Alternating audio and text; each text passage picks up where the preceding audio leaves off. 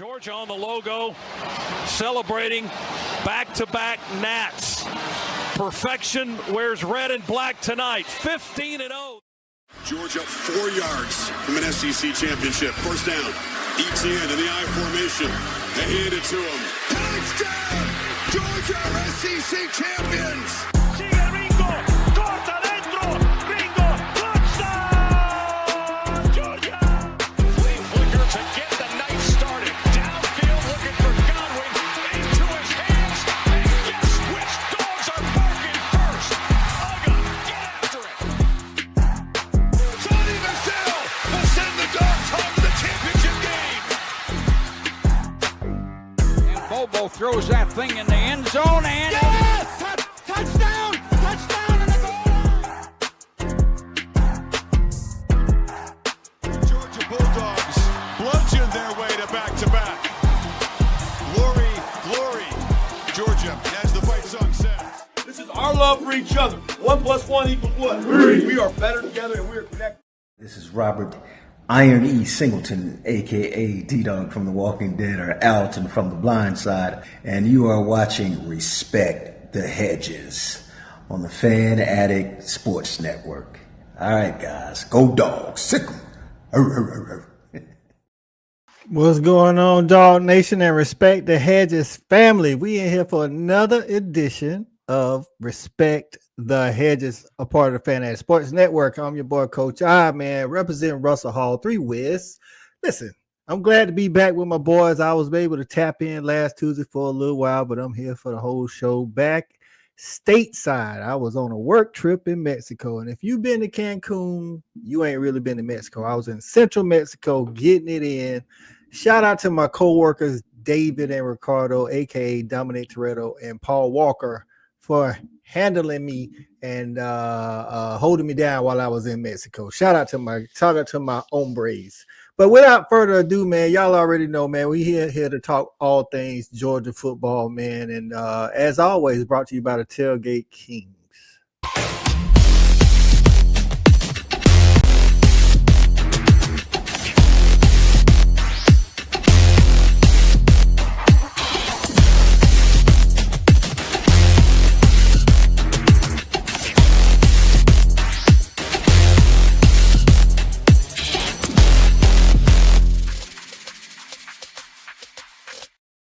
That's right, man. It's Respect the Hedges on the Fan Addict Sports Network, man. It's your first time pulling up, man. Listen, we just some dogs talking about dogs, keeping it all the way 100, man. We're gonna talk about a little AP poll today. A little see if we can get some of the fellas to tell us some of their fall camp war stories and talk about RBU. Are we back, or is it still running back by committee? So without further ado, man, let's bring some of the guys up, man. First up, man, it's the coolest fan in the land, aka the football genius. It's Cool Cal. What's going on, Cal?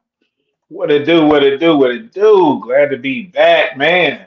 Was that a new Tailgate Kings promo? Yeah, man, we step it up a little bit, use a little. Oh, yeah, that was hot. Yeah. Appreciate it. Yeah, that was hot. I like that. I was sitting up here looking back. I was like, oh, where'd that come from? I like that. You want to reserve a spot, man. Now to reserve it all year long, man. Because I'm ready for this ride this year, man. To be honest with you, man, it's gonna be a fun ride this year. That's right, man. Next up, former tight end at UGA, the Mr. Tailgate Kings himself. What's going on, JV? Man, hey Cal, man, you stole it straight out the mouth of me, bro. I'm looking at the intro and I'm like, I ain't seen this before. You didn't even know that. Oh, wow! Salute, Coach. That's love. Shout out to you, Coach. That was super dope. But yeah, man. Hey, listen, another week. Glad to be in the building with the brothers.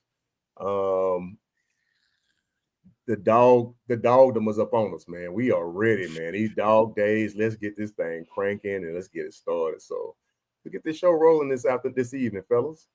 Big facts. Hey, former wide receiver Corey Allen, unofficial mayor of Bourbon Social Club tailgate party. What's going on, CA?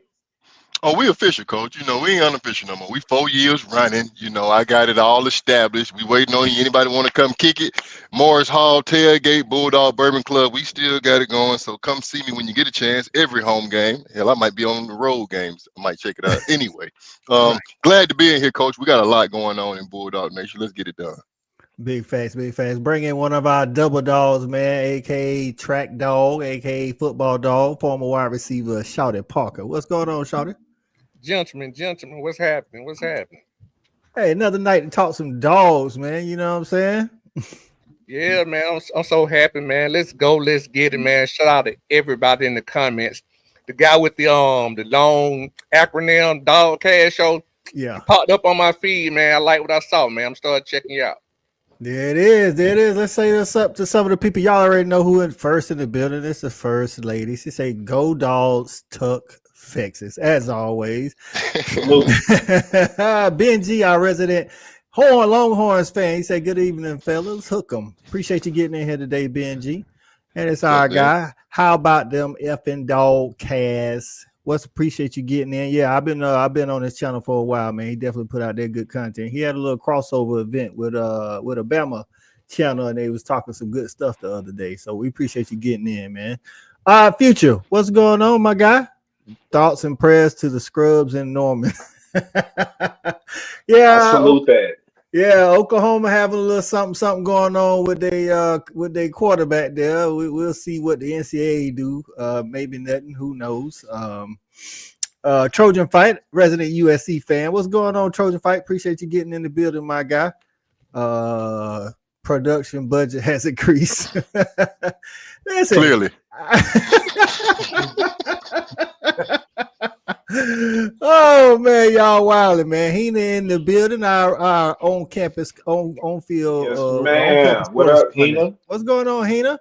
She hiding out. Listen, y'all be on the lookout. Y'all know season is upon us, so we will be getting some exclusive footage from Hina in that department. AP in the building. Where you been, AP? You been slipping, dog. You ain't been in the comments and that. We holding you accountable, dog. What's going on? And Stat Guy in the building say 1 day closer. That's right, man. It's almost here. We are halfway through fall camp. Man. So hey, man, let's jump into this thing, man. Y'all, I guess the hot topic right now, before we get into fall camp, is the AP poll. The AP poll came out Monday. The Dawgs is number 5. Shout it, too low, too high, or just right? I'm gonna be honest with you, Coach. This whole poll, everybody's suffering the same sickness. Don't nobody know what they got at quarterback. So you can just take some dice and take some dice, step them up, and just throw it out there and see what you get. But just based off of, what we've done in the past and what, our coaching staff has shown to do in recruiting. I'm not mad at 5, but honestly, I was thinking maybe 7, but I'm cool. I got you. CA, same to you, man. I think Texas 1, Penn State 2, Ohio State 3, Clemson 4, then the Dawgs is at 5. What you think? Too high, too low, right where we need to be? It don't matter. We're in the top 5. That's good enough. We need to be motivated. Don't put us at number 1, but at the same time, Don't disrespect me. So I ain't going to complain at 5, right in the middle of the road, in the hunt. I'm to be discussed. And when I look in front of me, it ain't but one SEC team, if I'm not mistaken. So, it's not a bad place to start because it really doesn't matter. We got a schedule that'll bump us up as far as we need to go. Nice. We run the table. It don't matter where we start. So let's just handle our collective business. Where they put us, it don't matter. It's really about the finish. But at the same time, it's a barometer on what the program has done, the talent we bring in, what they think our staff should be doing, and how our fan base loves the game. So I ain't mad at it. It's just the beginning. So let's try to improve. That's all we're going to do from week to week. That's right, JV. I like what CA just say not it's just right. Don't disrespect me, but you know what I'm saying? Don't put me too high either. I like that 5 to 7 range. What you think about the position for the Dawgs? Hey man, don't make me go behind CA, man. He suck all the air out the room. Right, it be on purpose, JV. It be on purpose. Hey, look, I'm just saying. Hey, the only thing he did say is how the hell they gonna put Clemson in front of us? And I don't care. Man, and I saved that now. Hey, let me get out of that. I'm out the way. Hey, V, Clemson, the only team got a 3-year starter coming back. They'll say everybody else riddled with quarterback, but yeah. Yeah, I get it. Hey, look, it's Clemson though, and I feel like it's still gonna be Clemson though. And if anything, I would have had Oregon up there because I feel like they continuously get top tier and top line credit or recruits. Yeah. And so I just ain't feeling that whole Clemson thing. But outside of that, us being a number 5, I'm cool with it. You know what I'm saying? It just kind of gives us something to shoot for.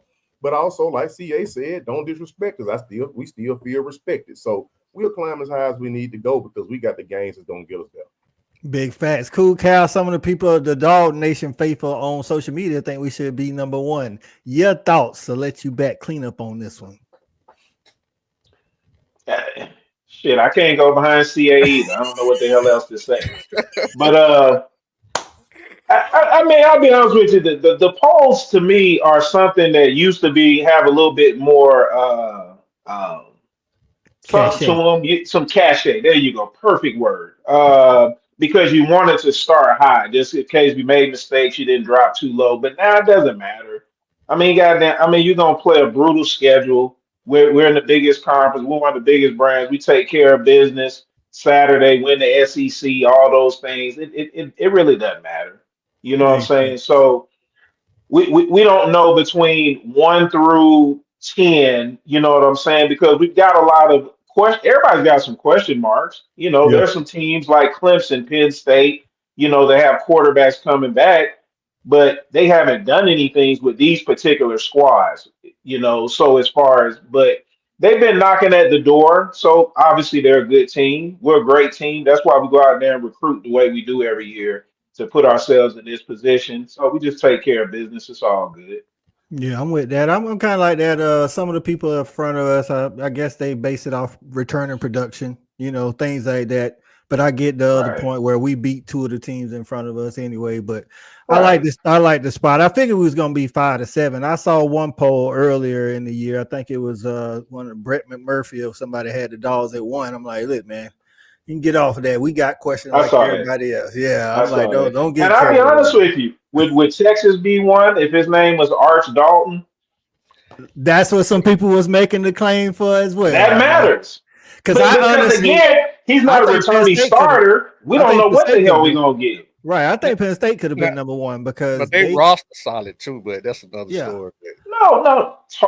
Listen, Texas just like we are is my point is what I'm saying. There's really no difference. We both have equal type rosters. We both have first year starting quarterbacks. Right. So of the top 5, Clemson and Penn State only ones that bring back the 3-year starters. So that played a little part in it, but it ain't no big deal. I think it's just, listen, man, preseason polls ain't nothing but for give us something to talk about during fall camp days, you know what I'm saying? And for the committee to look at later on, you know, even though they say they don't look at it. I myself wish rankings wouldn't even start till after like week 6 or 7, but that's just me. After we done seen some stuff. Rodriguez, what's going on, man? Getting in and say, go damn Dogs. Appreciate you. AP say what's good. My 22 partner, CA. That's us for you. That guy said, who on Georgia y'all think gambling being dumb enough with how they pay up their losses? Nobody, dog. That's a material thing. I'm not even gonna blame Oklahoma. He did that when he was at Washington State. He said he was just joking. But the NCAA don't think the same. So that technology gets you every time, don't it? On those Venmo payments, man. No, listen. But this was crazy. This was crazy. Me and Stat were talking like, listen, we all at the same school on the same team. If we betting and I owe you some money, I just give it to you cash, dog. I can go Venmo you. Even if you send it Venmo, you ain't got to put what it's for. Right. Wait a minute. Is that what happened? It says sports gambling, CA. That's what it says. Sports gambling.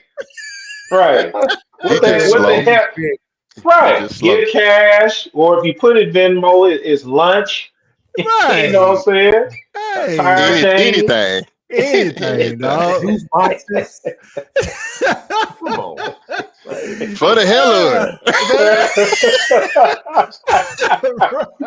it. Right. First lady say the polls BS. How is Texas #1 and they've won nothing? Listen, man, Texas got a lot of hype. I think there's a lot of hype around the Manning name, like Cal said.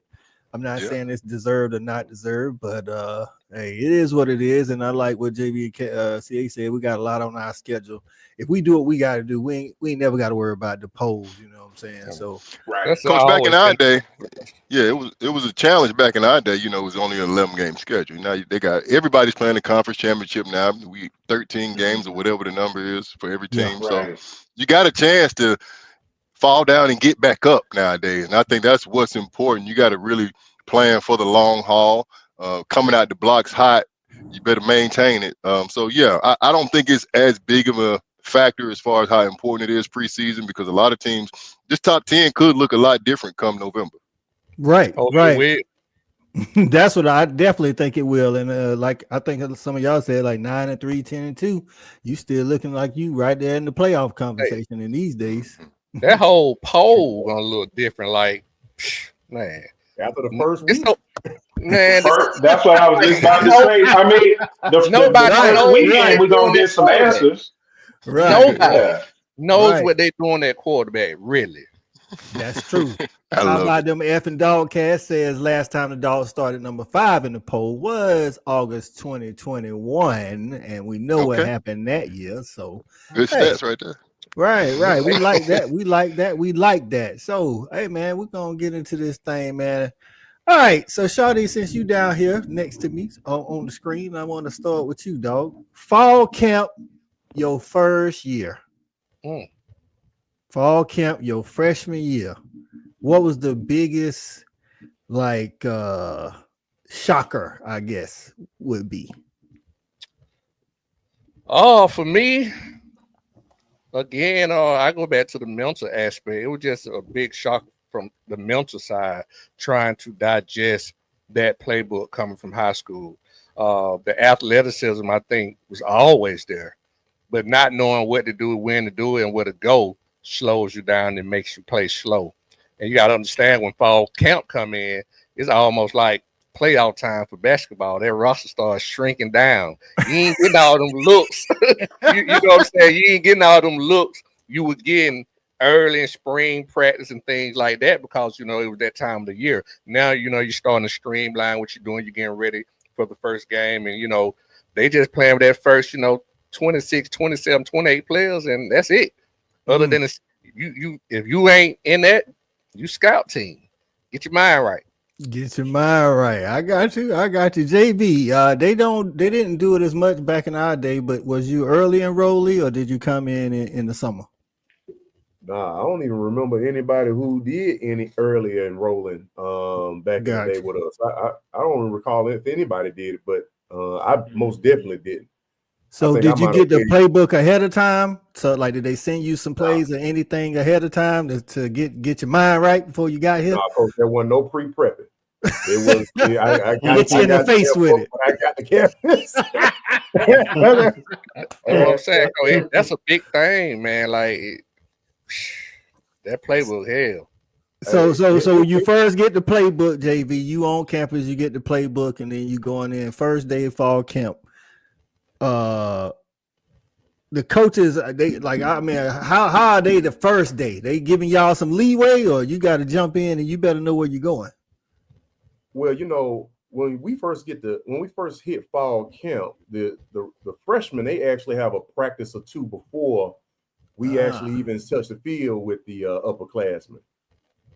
But that was as special as you felt in fall. And mind you, Coach, I mean, let's not like Shawty, he came in, being able to run and do receiver things, because that's where he was. I came in as a tight end at 195 pounds. I think by the end of camp, I might have been 225. So, it was different for me. It was actually a shock to the system when you had DBs that was as strong as any linebacker I'd have ever faced in high school. You know what I'm saying? DBs that was strong. You had linebackers that was twice the size of any of the guys, or all the guys were twice the size. and larger than me, made way more than me, and so it kind of tested your mental for that first season. You know what I mean? It made you kind of question whether or not this was a good decision.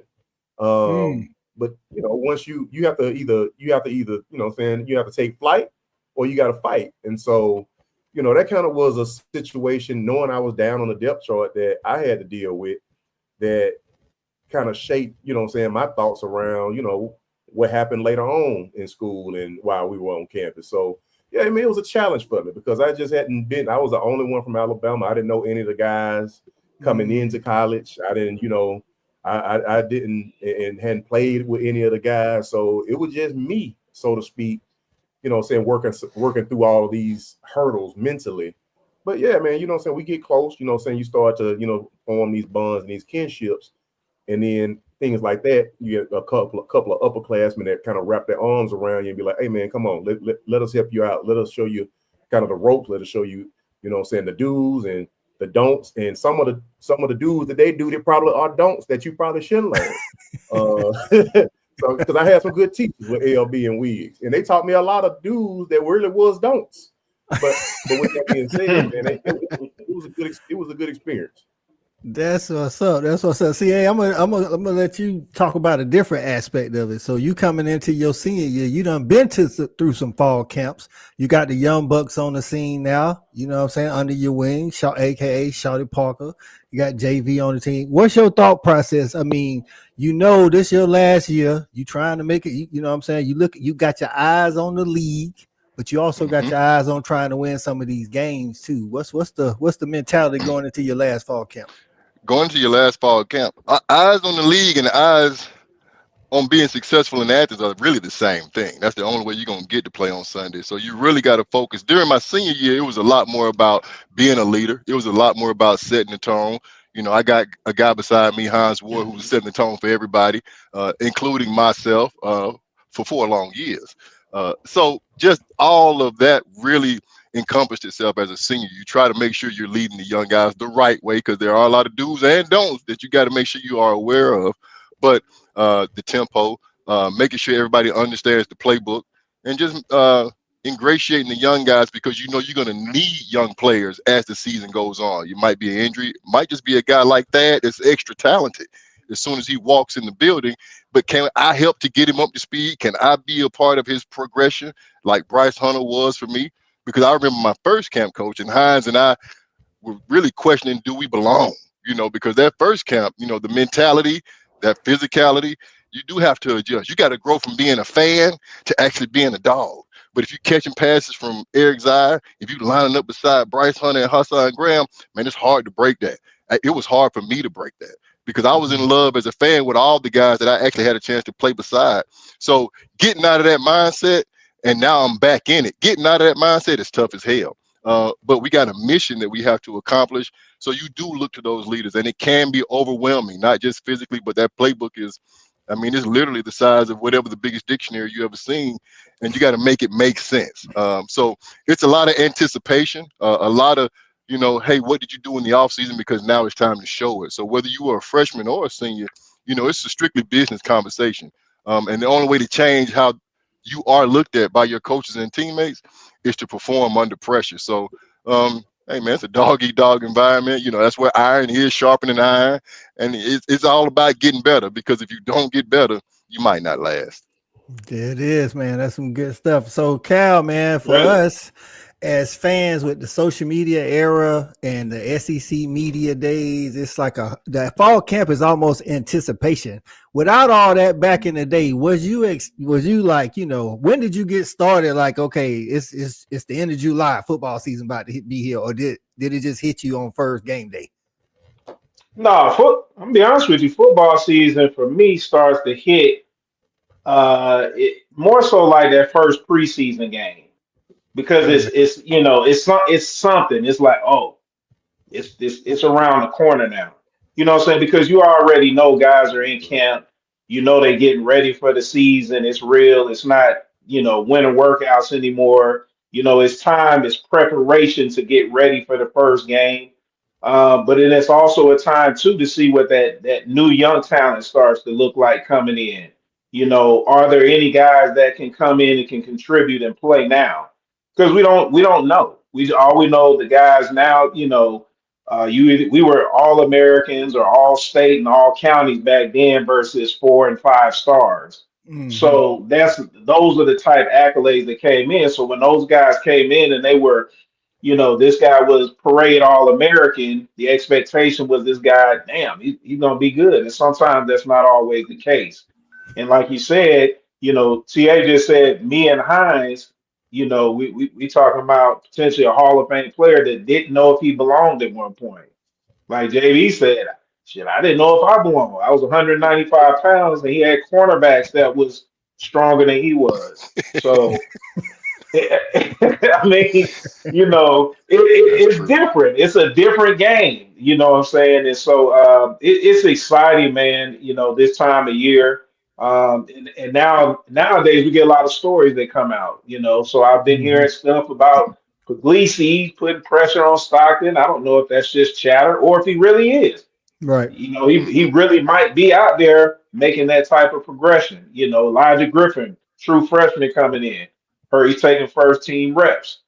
He might be a guy that's special that can come in and really help us this year. So, I'm excited, man. I'm always excited this time because I like to see that new blood come in. I'm waiting to see what comes out of camp, who progresses, and who takes those next steps.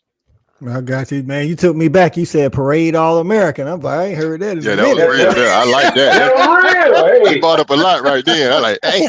you know what I'm saying? So that was how you got your clout back in the day. You know what I'm Right. saying? Or you could walk around, hey, I was all state, you know what I'm All saying? Or state, whatever that you matter. was. All It mattered a county. lot. Shout All out to all city. county All now. county. Come All on, city. man. Just, So I was just gonna add one more thing to the playbook, and I'm gonna refer to a player. That's why I think a player, I talk about him a lot. Like Dylan Bell is so important because a lot of kids come in, especially like freshmen. Think about it now. A lot of these kids come in, they labeled as an X, they Yeah. labeled as a Y or a Z. So that's all you need to know. Just imagine somebody like Dylan Bell who's in the backfield, in the slot, played it. So he got to know where everybody at all the time. Hey, Right. man. That's a big difference as opposed to just knowing where I supposed to be at when I'm in the game. Whoa. Because if I'm Dylan Bell, I could be at any one of those positions. So he's really like a coach on the field, and that just goes to the playbook. I don't know how fast he'll absorb the playbook, but he may have a better chance of doing it because he was always a multifaceted player. But a lot of those guys, I can't speak for this, but a lot of those guys may only know one position when they out there. They're not Right. cross-trained.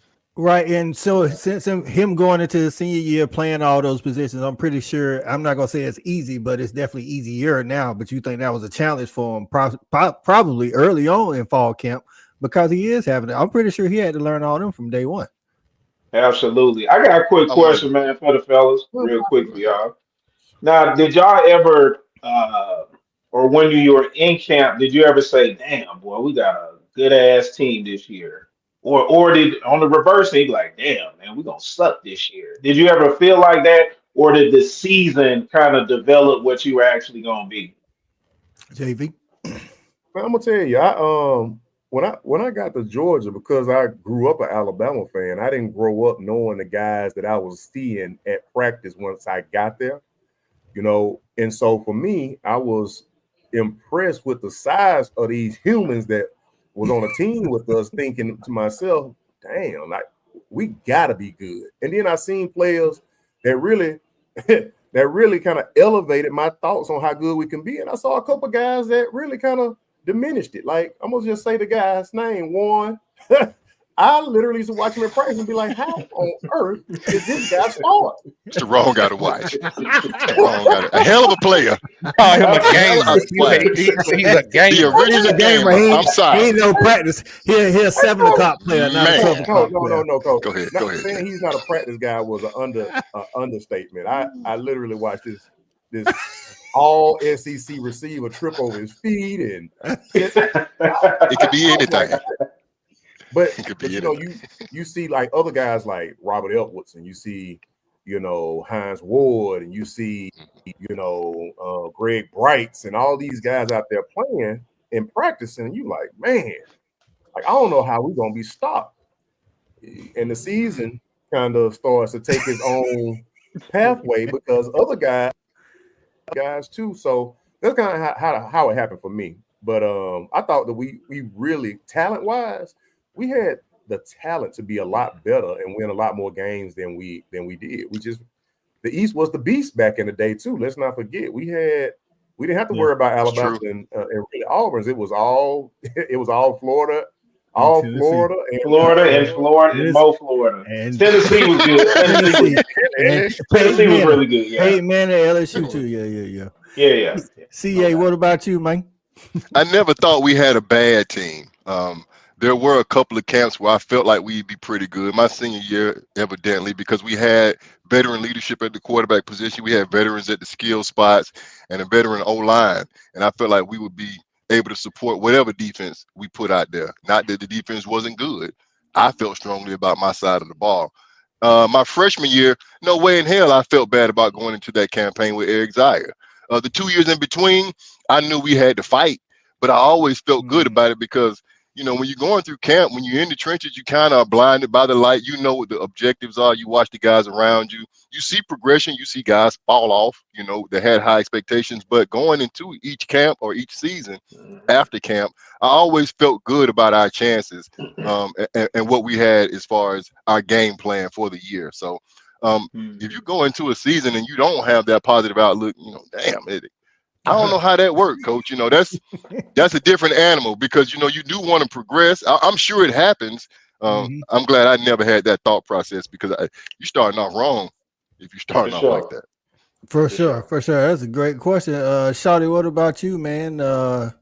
Any same thing? Like some teams you thought was better than they was and vice versa?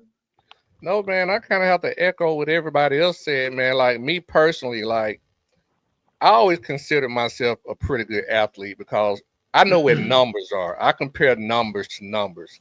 And I feel like my numbers have always matched up with what you consider a good athlete. And when I got to Georgia, I was just blown away by so many better athletes. And it just went every year with the recruiting. So I never felt like we had a bad team until I think JB said that. I honestly think there were times where we underachieved. Because we were so talented athletically. So I never thought we had a bad team. Not while I was at Georgia ever. Right. And let me tell you, while we was there as a student, when seeing the talent that we did produce, the ones that went on to the NFL, it baffled us sometimes. It was like, okay, I guess we just Coach, the look back hurt. The look back does hurt. When you turn around 2 years later, you're like, damn, my whole offense in the NFL, my whole defense, first and second unit, playing on Sundays. Right. The whole front was first rounders. You see what I'm saying? I was gonna say the exact same thing, Coach. Like, and just like what you guys said, going into like every season back then, I always felt like, damn, we're gonna win. We're gonna do it this year. You know what I'm saying? Like you always felt like that, just based upon, like you said, the type talent that we just said. Hines Wards and Eric Zaire, Stroud and Seymour. Like we had them. You know what I'm saying? So it felt optimistic to us every year. And I think that's always kind of been our thing. Like I think Spurrier, he made mention to it or something one year. Like, you know, he always felt like we had a lot of talent, but we underachieved. Right, right. The year we beat Florida, Robert went off. I was like, see, that's what I'm talking about. This is what we should be doing every week. Every year. You know what? It's hard. It's hard to live up to your expectations, to be honest with you, because you still got to go out on the field and prove it. I mean, the look back is real, and we definitely had more talent than we actually showed off. But to get through the schedule, I mean, that's why we play the games. You know, we weren't the only good team in the SEC. That's right. Kind of what it boiled down to. Like there was a lot of talent in the league, and you know, we were hoarding talent at that point. You know, we just stopped letting, you know, kids get out of our league with this NIL situation. At that time, you know, we were known for what we were known for, and that was heavy competition, the best coaches, and the best environment. So, you know, it's no shame in it, but it's hard to live up to expectation, and I think that's what we celebrate now. You know, we do a lot better job of that. but the fan base ain't gonna change, and we ain't asking it to change. You know, it is what it is.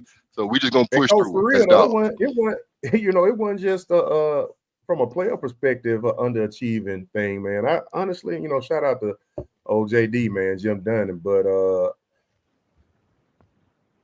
the coach used to be tight too. Like it used to be crazy that on some of the play calls, like you'll just look back at Quincy and just be like, "What are we doing, bro? We can't run no sweep on that, Alex. That's Alex Brown. That's Alex Brown. Now you sound like we used to sound in the dorm. Hey, Alex Brown still scared me. Hey, Alex that's Brown. different. Yeah.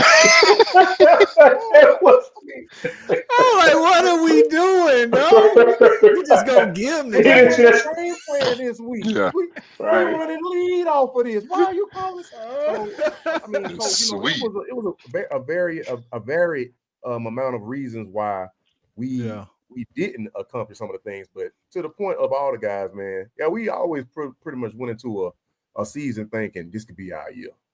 Right. Right. Well, we knew under Dunning as students, we knew we was good for a minimum of 8 games. It could be 9 some years, and we knew we was going to a bowl game. Which my freshman year, when y'all had CA had Ray Goff, it was a little. I don't know. Hey, we live and learn, baby. we don't do that to Ray. Shout out to coach. It's been growth. Like we the only program that has grown with every coach. We have. I ain't gonna crap on none of them. You right about. We needed Ray so we could get Jim. Get the Jim. So get Mark. Come on now, keep going. So we can get the. That's all. That's all the plan I be saying. That's the plan right there. Right. And look, so it's hard to get that right. It's hard to get that. Man, you can't name many other schools. Most schools don't do the upward trajectory. And you're right. We did get better. They try to. And better. Yeah. They try. Right. But they be up and down like a roller coaster. You know what I'm saying? Like, again, the last couple of years of golf was a 6, maybe 7, 5. Then Jim it was 5s and 6s. Right. 6 win, 5 win. I ain't beat around. We was a good peach bowl. We was always a peach bowl against Virginia somewhere. Schlag go home. Hell of a game, though. Hell of a game. But then Dunning came in and Dunning bridged us to 8 wins minimum. Like I say, 9 a couple seasons. Yeah. Only thing he had bad for him is he lost 3 straight to them nerds, and you can't do that. But that was a kind of. I didn't mean to take you there, CA. Look, I don't know nothing about that. That's all. Okay, I'm like, damn, he did. Damn, that's true. Okay. But then that made way for Mark Rick, and Mark Rick showed us we should be competing for SEC titles and in the national title talk. And then from there, Kirby took us to the next mountaintop to say we should always be in the national title talk. And again, I don't know a lot of teams that did that on that trajectory straight upwards without having at least one coach set you back a little bit. That's luck. That's facts. So that's shout out to the administration. Shout out to the administration and the support of the Dog Nation and all the trustees. Demanding more. That's true. And all of that. Right. Demanding more. So, man, let's get to some of these comments, man. They've been going crazy since the AP top 5. Hina say it's the hype around Manning. Listen, man, it's hype around the Manning name. We know that. We'll see if Arch can live up to that name. I think he's a pretty good quarterback, but we'll see. He got a lot of toy to play with. Right. He got a lot of weapons. Right. He got a $40 million roster. It's something now. Right. And like I think JV alluded to it, and CA too. Like when y'all was playing, other teams was good too. And Shawty always say that, like, just we recruiting, but other teams is recruiting too. And that's another reason why Texas is up there. I think that AP say we'll be okay at 5. We just got to play our ass off at the end of the day. Playoffs and winning the SEC is our focus. That's right. Talk. How about them dog Cass say Texas lost just as much returning production as Georgia. True. I think a lot of teams in that, like Shawty alluded to it, like that 1 through 8 to 10, you can pretty much toss them up in the bag and pick somebody. I mean, all of them got issues. And let's also throw this out there too. It's everybody gonna have some losses. Right. Everybody. Nobody ain't going 15-0. Texas probably got the Woo. easiest schedule out of all those top probably 5 teams. Right. Thank goodness they got to come to town. Right. BNG said Arch carries a lightning rod. Hey, y'all gonna need him to, because I don't know who y'all got behind him. But I like I said, again, I do believe Arch gonna be good. I think y'all gonna take that L when y'all come to Athens, but I think Arch gonna be good though. And he do have a lot of weapons out there. Y'all replaced 2 D tackles last year and they went to the league, so replacing them again this year, I don't see why y'all shouldn't be able to do that. Odd Future says, I mean, for us, Texas, it's cool, but ain't no room for error. Like one loss, in his opinion, legitimate opponent, and that's it. So Odd Future's a Texas fan. He said they can't lose but one because of what y'all just alluded to, because of the schedule. Whereas like a Oklahoma or Georgia or South Carolina, Florida, whatever, we can afford more losses because of the strength of schedule. And I kind of agree with that. Other than that, I say y'all could possibly lose that Ohio State game. Texas can lose 2 games and they'll be fine. Ohio State and Georgia, I think they'll be all right if they lose those, because one is not even a conference game. So, one loss at the SEC gonna get you to Atlanta, but most likely. So, let's see. I think 2 losses is gonna get you to the playoffs at least. Oh yeah, for sure. For sure. Stat guy say he thought South Carolina should have been 18-20 with questions on the O-line, D-line. They high on 13 because the same reason for like the Clemson, the Penn State turning quarterback. I actually think they should be high. I talked to my buddy Corey Bridges. Shout out to Noonan High, Corey Bridges. A South Carolina legend.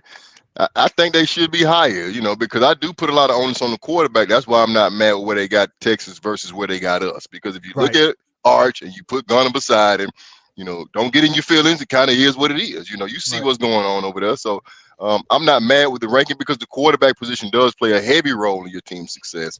And if he's unproven, there's no way I'm going to give you the benefit of the doubt. So. Right. I'm definitely with that. I see what Stat guy saying though. They did replace, I want to say, 3 of their offensive linemen, and their D line was like tremendous last year, and they only bring back 1 of those guys and then 2 of their linebackers. So, but like you said, a lot of these rankings is I mean, honest, it's what it is. It's quarterback based. You know what I'm saying?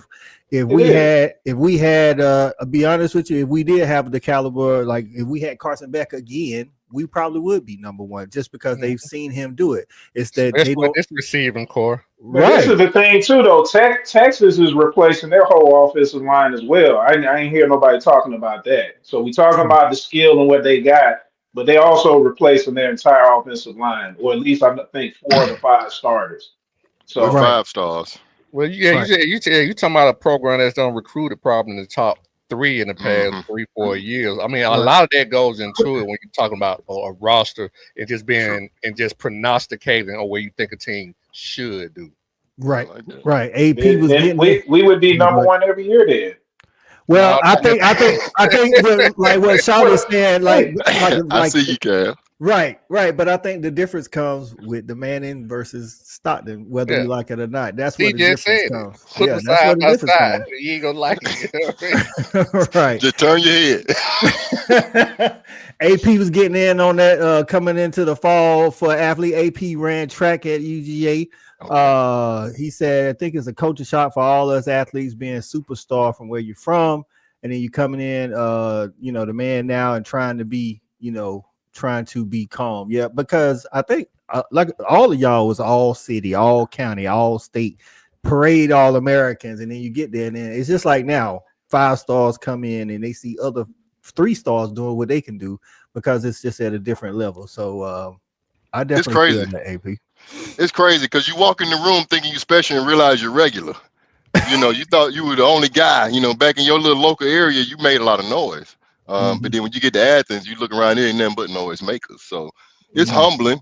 It's humbling. And then, you look around, you got to get yourself together. But it's a great opportunity to figure out who you really are. And I ain't mad at it. It be the bodies, man. It's just like when you. It is.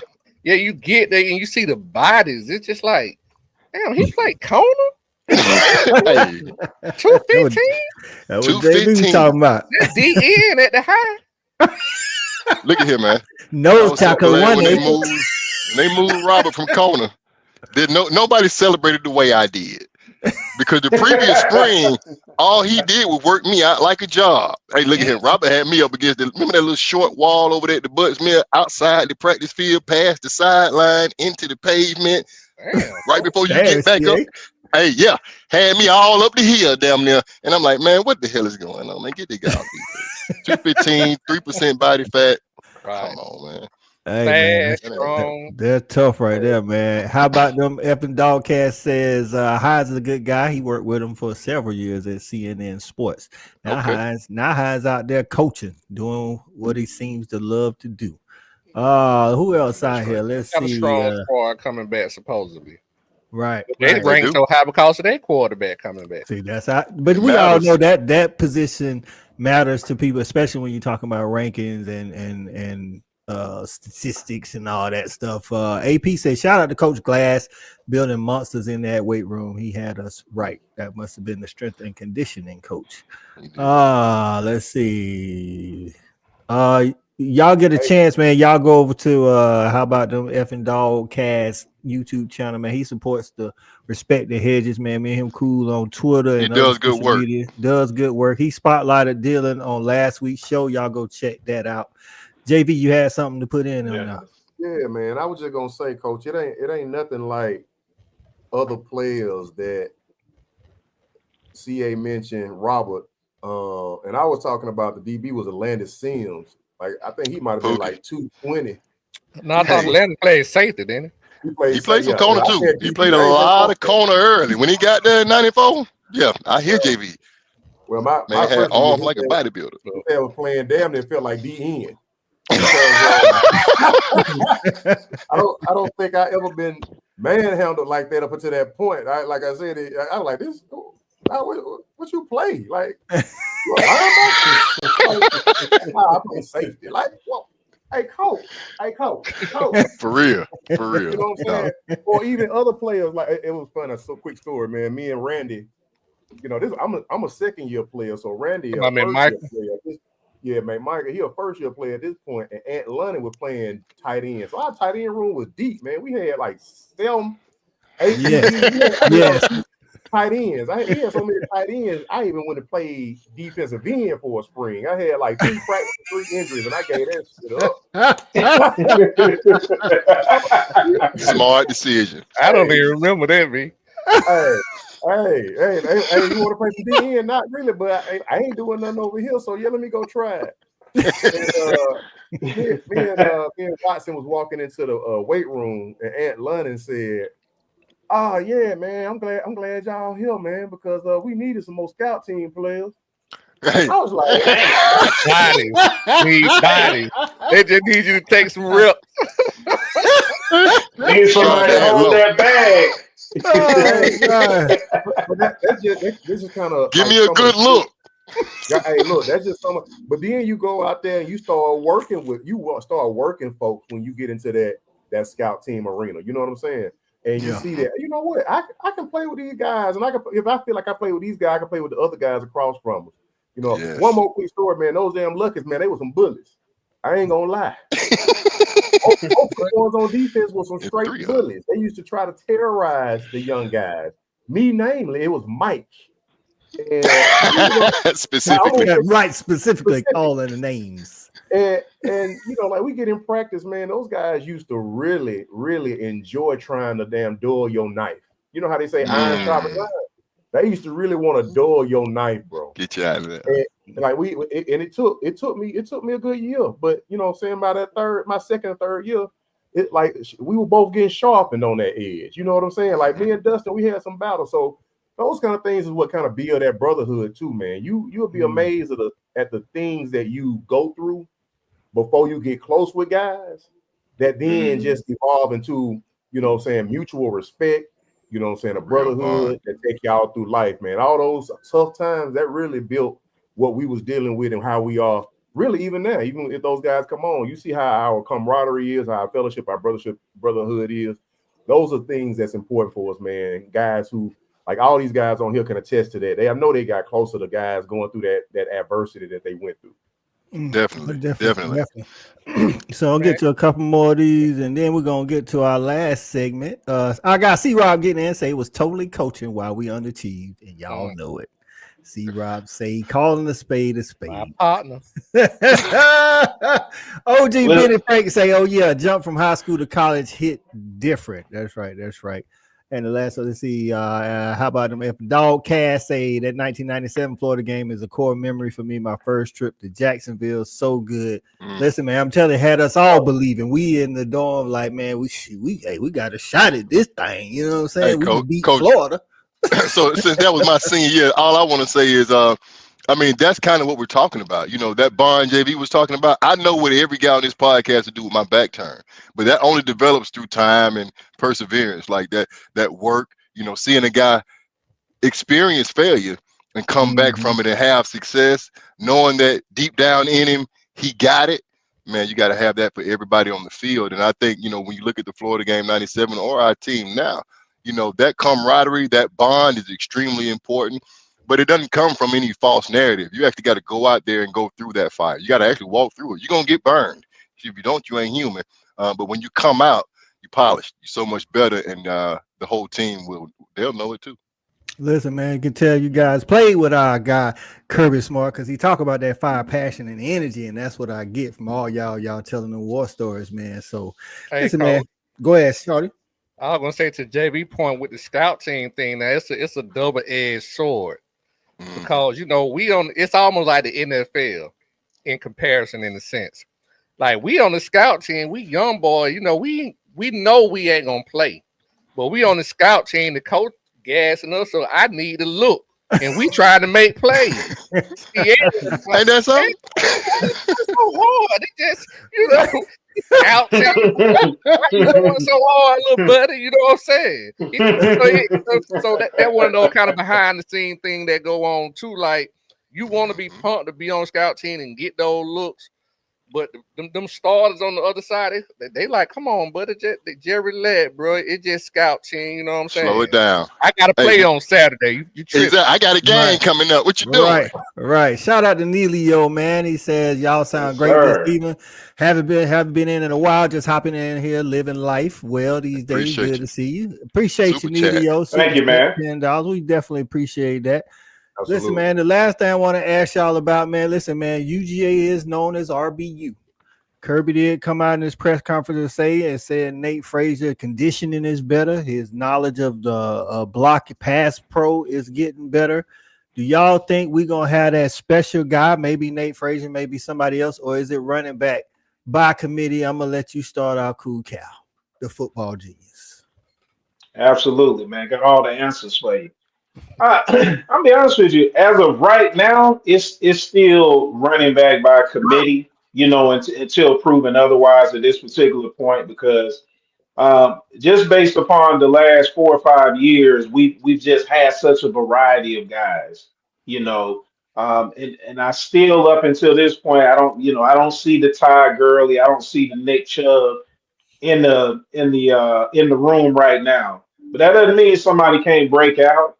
But I'm still thinking it's going to be by committee. But I do see him potentially having like 1,000-yard type of year. But also we got some other complementary guys too that can add into that. But I don't see necessarily like a 16, 17, 1,800 type year. Got you. Shawty. Cal talked about some of them special guys like a Todd Gurley. I think in his own right, Kenny McIntosh was a special guy. He didn't have those eye-popping statistics, but like since DeAndre Swift, we haven't had that 1,000-yard guy. DeAndre Swift was the last one to do it.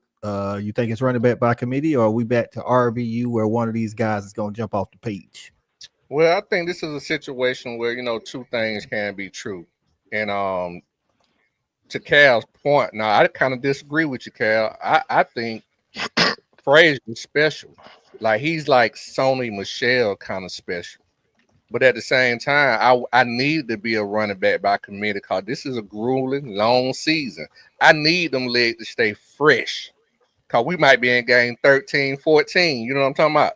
So yeah. You know, and this is a situation where it'll be great for him to run for 1,000 plus. That's cool. It look good on paper, but I ain't mad at, you know, 9 to 1,100 yards. I ain't mad at that. And long as we have, to your point again, Cal, to your point, long as we have those complementary pieces, like those bigger backs that can take some of the load, take some of the pass pro and things like that off. I just don't think Georgia is a program right now in the past few years where we're going to have one back that just really takes the entire load. So, no, I need to be running back by committee, but I also think Frazier is very special. I got you. Shout out to LaToya Billingsley, a resident Alabama fan, showing some love. We appreciate you, LaToya. JV, what about you, man? You, Nate Frazier, again, like I say, he's definitely RB1. Do you think we running back by committee? You kind of like Shawty? Both. We need both running back by committee and a star. Yeah, I can roll with what Shawty was saying, and with Cal too, man. Look. The season has expanded, and it's a lot of perilous things, a lot of games, hard-fought games that these teams are going through now, man. The SEC has a gauntlet. It don't matter if you got the easiest schedule in the SEC or you got the hardest schedule in the SEC. You still playing an SEC schedule. Everybody's athletic, everybody's big and strong, and because of that, you're gonna have opportunities, and you're gonna need bodies to fill these opportunities. You just want to make sure that they're capable. And I think that we have a room of capable backs. Mm-hmm. So do I have to have a Sony Michel or a Nick Chubb or a Todd Gurley? I don't have to have it. Would I like it? I would love it. But I don't have to have that. I'm more concerned with, can the guys up front block for whoever's in that backfield? That's who I need to be extremely special. And if they are special, then everybody can shine and everybody's going to look good. And then the guy who's extra special, then he gonna jump off the screen. Gotcha. Before I get CA in here, how about them? Evan Dogcat says, if we had 3 backs with 400 plus yards, would you take it? I need more than 400 plus because last year we did not. Our running game was abysmal. I think we averaged like right at 100, maybe 20 or something like that. If it's gonna be 3 backs, I need everybody to have 600 at least minimum. I gotta have almost that even, Coach. I need one on to be special. Right. Now, CA. Speaking of that, last year, not running that ball great. Kirby's emphasized it. Bobo's emphasized it. Running game is on top of the list this year. Do you think we have 1,000-yard back in that room? I do. I definitely do. Definitely do, Coach. I think Nate Frazier has a chance to be special. I think we're going to save him. That wear and tear is real. We got a long schedule. It will be by committee early. I don't want to see him get 30 carries against whoever the hell we playing week 1 or week 2. Tennessee game is different. I expect Frazier and McCray to end up being the cream of the crop. But I definitely want to avoid that wear and tear. I think the question you asked, though, is Frazier special? I definitely feel like he has a chance to be special because he's got the skill set. My comp for Nate is going to be a Thomas Brown more than anybody else. I'm talking about hard nose, hit the hole with all you got. And when you get a chance to strike out. I know. I understand that. But I'm just saying as far as style, it ain't a girly. It ain't a chub. It's a hit. I don't think he can catch like Sony. I think Sony had way better hands and skill set. I think he's Thomas Brown, handed off, give it to him, and pad pro. I ain't trying to have him. I got too many receivers to be throwing you the ball. I got great tight ends. I don't want to throw you the ball. Block when I'm throwing the ball. Otherwise, I'm gonna give it to you. I got a lot of guys, but I want to give it to you, Nate Frazier, because that explosiveness we can't discount. The big play, the home run threat, I really like, man. And I think, how about them fucking dog? He screwed up what I'm looking for is 2 guys over 600 at the minimum, because I need production. I need for us to be able to take some of the load off, and I think we got it in the room, and it's going to be up to Mike Bobo how this develops. So I'm going to apply pressure to my quarterback every chance I get because I love him and I'm going to stick with him. But he does have to figure out what we're going to do with these running backs. I don't want to wear Nate out early.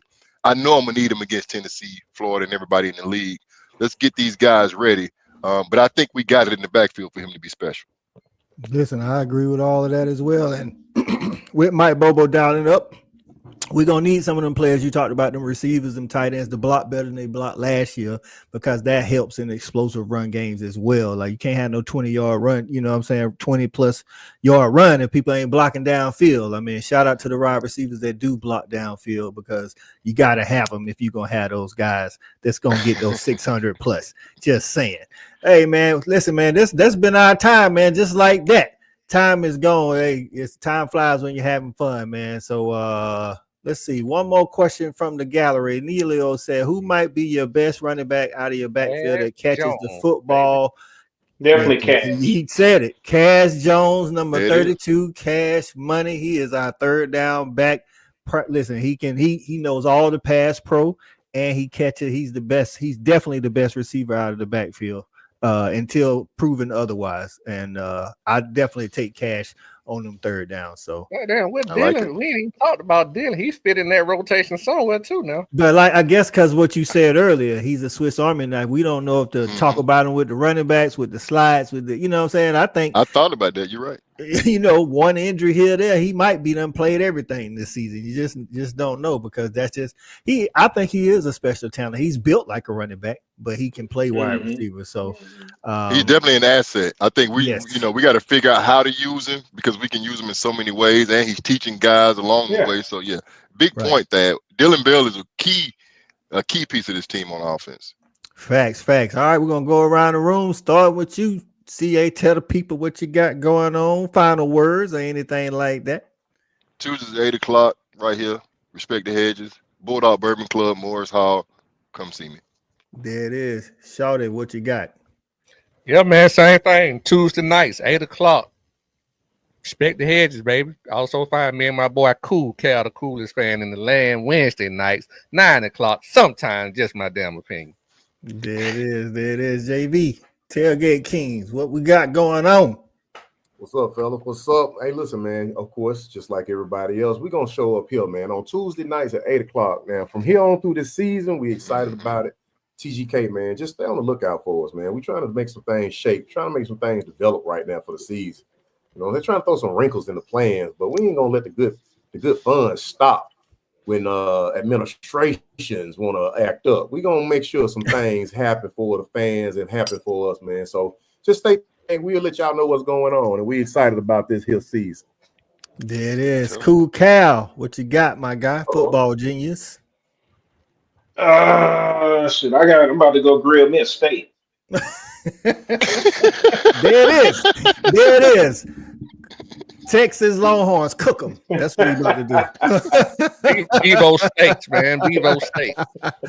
Hey, man, Sound like shout a out to hell of a everybody that tuned in with us tonight. Facebook, YouTube, on Fanatic Respect the Hedges, and Just My Damn Opinion, Tailgate Kings Facebook.